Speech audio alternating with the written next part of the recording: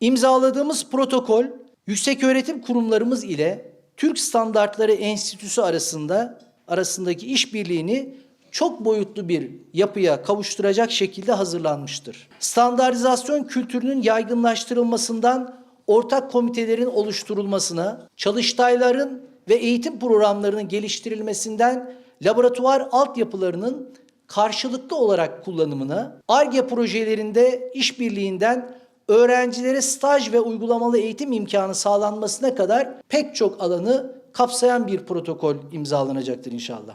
Bu işbirliği sayesinde Ar-Ge'den inovasyona, fikri mülkiyetten ürün doğrulama ve sertifikasyon süreçlerine uzanan tüm aşamalarda kurumlarımızın koordinasyon içerisinde hareket etmesi hedeflenmektedir. Böylece üniversitelerimizde Ar-Ge sonucu üretilen ürünler ve geliştirilen faydalı modeller, Türk Standartları Enstitüsü'nün laboratuvar altyapısı ve sertifikasyon deneyimiyle birleşerek rekabetçi ürünlere ve ekonomik değeri yüksek teknolojilere dönüşme imkanı kazanmış olacaktır. Standartizasyon ve uygunluk değerlendirme alanlarında seçmeli dersler açılması, Türk Standartları Enstitüsü'nün doktora derecesine sahip uzman personelinin ek 46. maddesi kapsamında üniversitelerde ders verebilmesi ve laboratuvar altyapılarının karşılıklı olarak kullanımı gibi uygulamalar hem müfredatımızın zenginleşmesine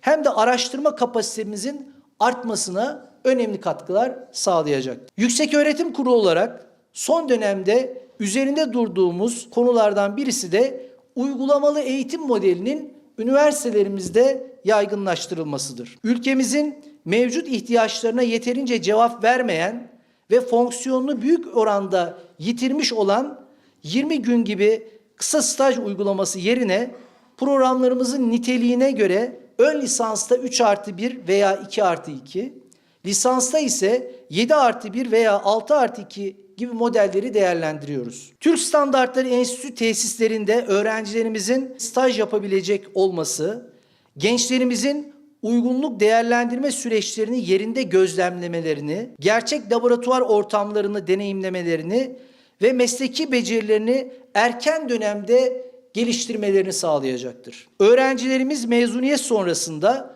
bu alanda elde ettikleri tecrübeyi istihdam edildikleri sektörlerde de kullanma imkanı bulacaklardır. Bir ürünün uluslararası pazarlarda yer bulabilmesi, ilgili standartları karşılamasına, test ve analiz süreçlerinden başarıyla geçmesine ve doğru belgelendirilmesine bağlıdır. Dolayısıyla bu protokol sadece üniversitelerimizi değil, ülkemize çok sayıda sektörün rekabet gücünü de doğrudan ilgilendiren bir öneme haizdir. Özellikle nitelikli insan kaynağının geliştirilmesi ülkemizin en önemli ihtiyaçlarından birisidir. Yükseköğretim sistemimizin tüm paydaşları bu görevin bilincinde olarak ülkemizin uluslararası standartizasyon konusunda önde gelen ülkelerden birisi olması için üzerimize düşen her katkıyı vermeye hazırdır. Bugün burada ülkemizin bilimsel birikimi ile kalite altyapısını daha güçlü bir zeminde buluşturacak önemli bir işbirliği protokolüne imza atmanın mutluluğunu yaşıyoruz. Üniversitelerimizin